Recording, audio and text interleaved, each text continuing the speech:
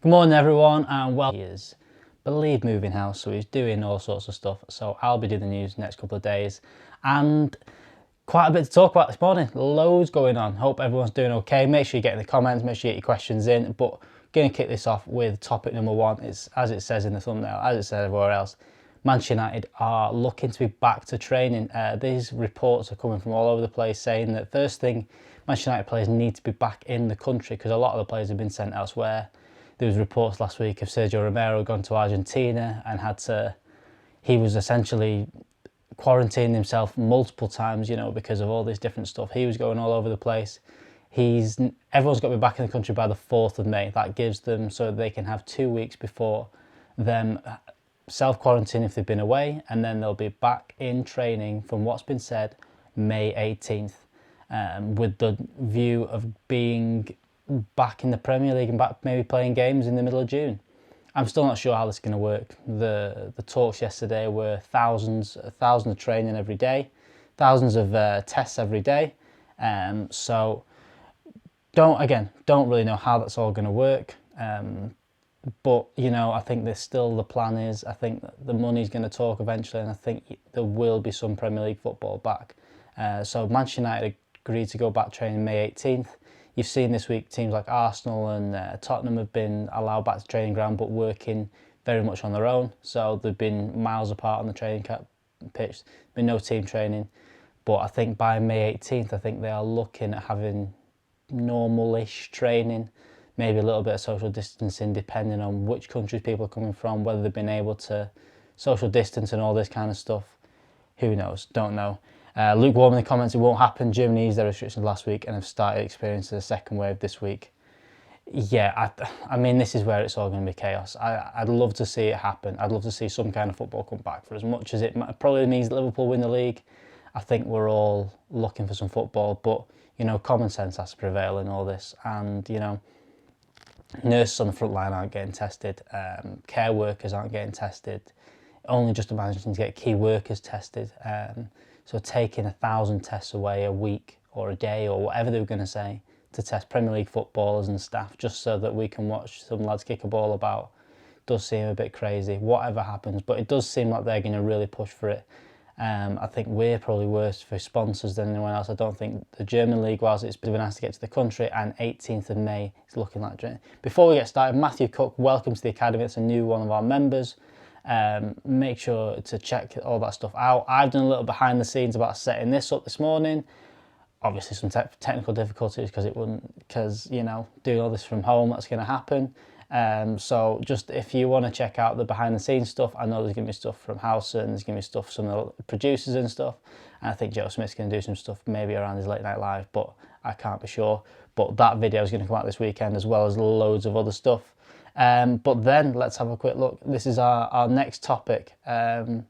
Moving straight on, been quotes from Ed Woodward about backing Ole Gunnar Solskjaer. Ed Woodward was speaking to Sky Sports yesterday with all sorts of different things. And to be honest, what's crazy in all this is United have been very, very good in terms of what they've said on and off the pitch, the actions that they've done all the way through. And also Ed Woodward's been speaking, and a lot of it was very, very positive and very, very good.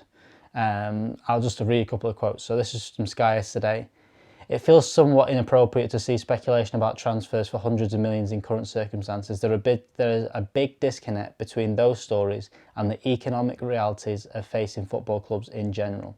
Clearly, it's true we are fortunate to be in a strong financial position compared to many clubs, but we are not immune from the financial impacts of what this virus is doing. I would say that we have the visibility of a path through the crisis and coming out of the other side to relative normality. Then, of course, we aim to remain highly competitive in the transfer market. And then the important bit in terms of transfers, the bit in terms of transfers, as I said before, and I've said many times, we remain committed to backing Ole to win trophies. That's our core objectives for the club. Thanks, Mitz. Thanks, Mitz, for doing that. But yeah, as has been said there, he's backed Ole there and said that, and he's saying the right things there, because do you know what it is? For as much as we've talked about Jadon Sancho and stuff, and these hundreds of millions of pounds, and I think I saw Watford agree the sign of a player this week, which is just for as much as it's good and, you know, we have to be business as usual as much as we can, it seems a bit crazy right now that we're talking about that. You know, there's companies going out of business, there's football clubs going out of business, there's football clubs struggling to stay alive, and these top clubs are still trying to do transfers and things like that. And Ed Woodward there spoke really well and put his stuff across bang on. But apart from that, you know, saying back in all, it's all the same stuff coming out, which has been good this year. He's been very consistent, and by the looks of it, he is sticking by that. There was obviously the rumours before Christmas time, when we did have our bad patch, saying that, you know, that we still thought Pochettino was going to come in and there wasn't going to be any of that kind of stuff. There wasn't going to be, you know, it was just smoke and mirrors about them back in Ollie. But by the looks of it, by the sounds of things, I think this is the long-term goal, which I'm happy about. I'm more happy, I mean, for as much as it's Ollie, I think that's a big thing. But I think the one thing that is good is that it does look like we've got this plan of whether it be 2 to 3 years and we're sticking to it. Whatever that affects due to this virus and how that may affect things, I don't know. Let's look at the comments here. Put in your questions. Right, a question. Yes, Glenn, you are here. Ask us a question, get them in. So get them questions in, Glenn. You are definitely, and you've been subscribed since day one. So yeah, get your questions in. I'll be able to answer them today. Let's have a quick look. Ollie to win trophies. I like it. Club seems to be going in the right direction off the pitch recently. Feels a bit weird. Yeah, that's for us, all the stuff that's gone on with transfers. And do you know what? Even this season, we may not have got the exact amount of players that we wanted it and all that kind of stuff. You know, we may not have got as many in the summer as we quite needed. And the Igalo thing seemed a bit last minute and all that kind of stuff. Everything seems to be pretty bang on recently. And it's... So why that is, maybe there has been a shift in all this. Maybe Ed Woodward is trying to do all this kind of stuff. Maybe he is trying to make this a little bit better. You know, he has realised the mistakes he made in the past, and it does seem like there is a bit more positive news.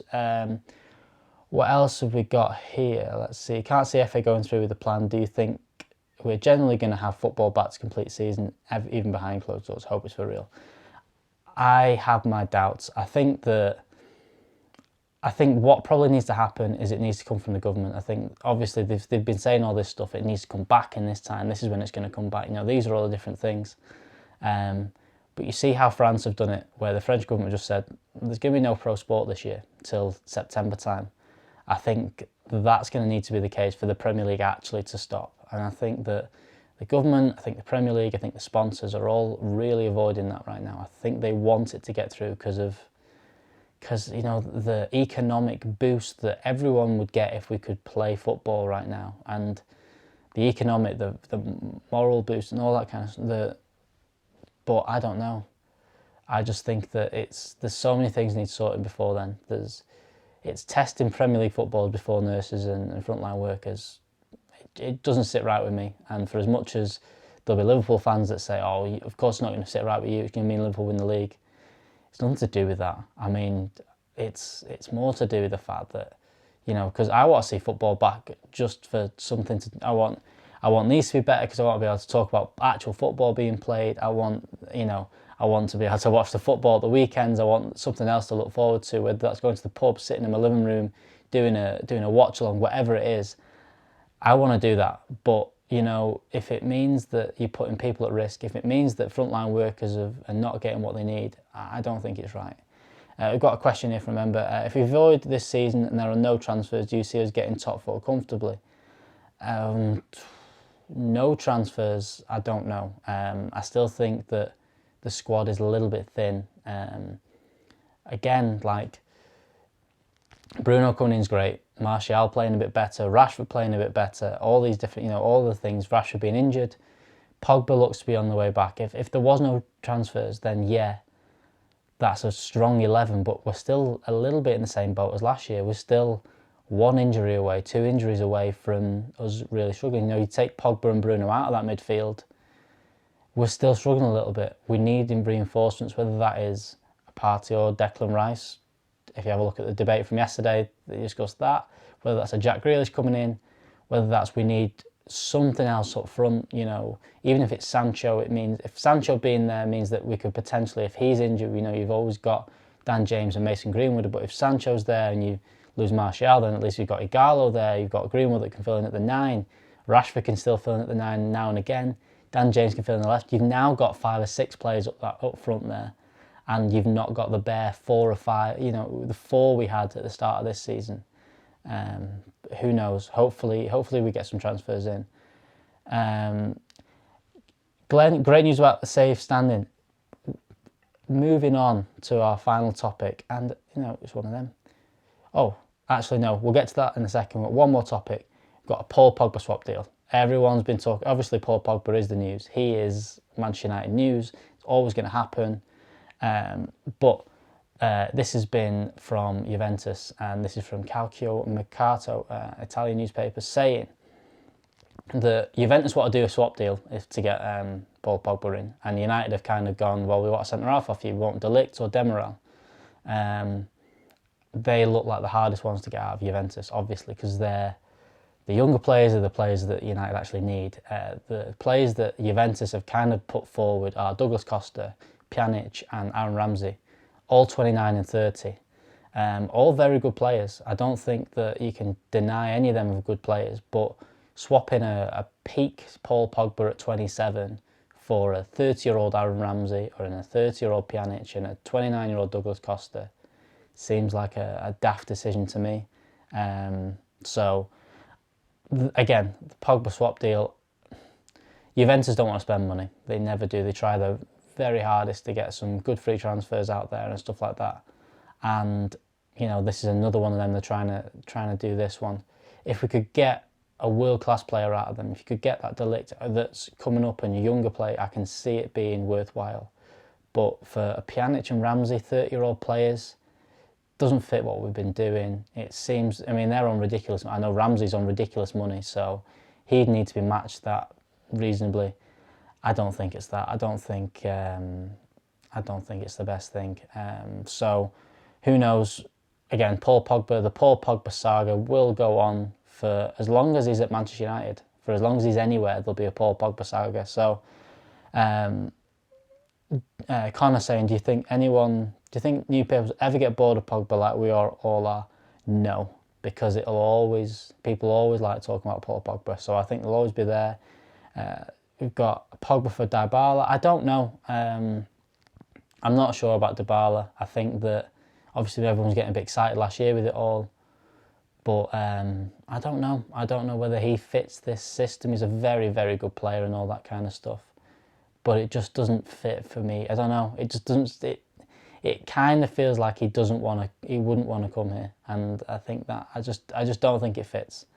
I don't know. And then obviously, Glenn, you mentioned before, this is the last topic, 4 topics on the news today. We've got safe standing agreed at Manchester United. So yesterday, a few news sources, Andy Mitten being one of them, put out that Manchester United have agreed to put in 1,500 seats 1,500 spaces of safe standing with the rail seating and the rails. So, which is obviously great news. It's been talked about for a long time, and I think that Housen mentioned it on his news video yesterday. You know, they've been doing a lot of good things in terms of the crowd at Manchester United. The Red Army stuff's been brilliant, getting younger people into the game, allowing them the chance. The safe standing stuff is all very good. Again, we'd like to see more. I think it needs to be a trial. I think it's been done at lower league clubs, but again, at Manchester United, it needs to be done. I think a lot of this will depend on, you know, the stand. One of the reasons behind this is I think they are moving a lot of the disabled seating, which has meant that they'll lose some seats and things like that. And I think that they're going to kind of replace that because, like you said, you can get 1.5 to every 1 seat that usually is. So you get a few more in there that probably keep the capacity around the same. A lot of stuff going to go on with that. Hopefully, I mean, they're saying when football resumes, but I'm guessing it's probably going to be the next season. So after all this, obviously behind closed doors games and stuff like that. But who knows? James is asking which is my favourite shirt behind me. To be honest, I like this one. It's got Anne Herrera on the back though, so can't wear that one. Got the treble one there, which I like, but I don't like wearing. Doesn't fit very well. And that one, so that one's probably all-round favourite, just for some of the top players that wore it and the time it was. Any more questions? Get them in. We'll go through a couple more of them. Let's have a quick look here.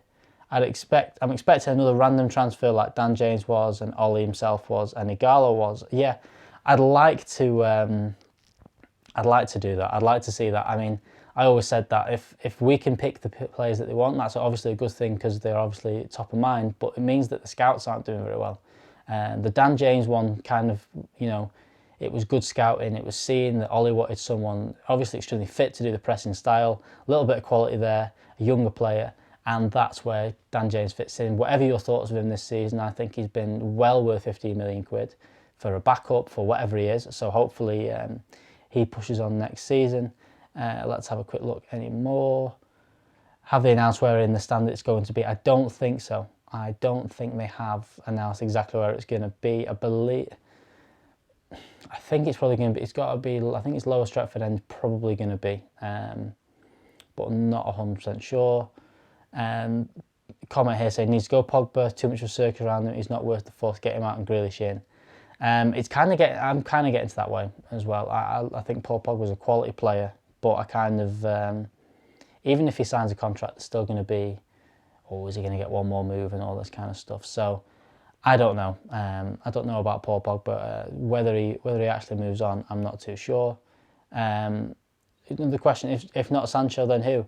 This is the worry about the Jadon Sancho stuff. It doesn't look like we have a plan. So I think they have to get Jadon Sancho because I don't think they've got a plan B behind him. I'm relatively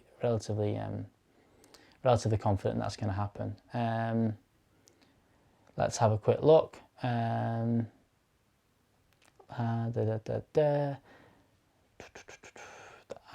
have. I think it's going to be one of the low quadrants in it. That's correct. I think it is going to be one of the low quadrants. Right, guys, I am going to leave you there. Thanks for joining me. There's going to be a podcast afternoon. Mr. Howson is going to be on that podcast. So, and I'm not quite sure who the guest is going to be. We're sorting that out now. So there'll be a podcast afternoon. I'll be back tomorrow morning with the news. You've got another day of me, no Joe. Then, of course, you'll have Joe in for his late night live show in his new flat. So who knows what's going to happen. But make sure you like the video, make sure you subscribe, make sure you check out the membership stuff that we're doing. And I will see you all next time. Laters.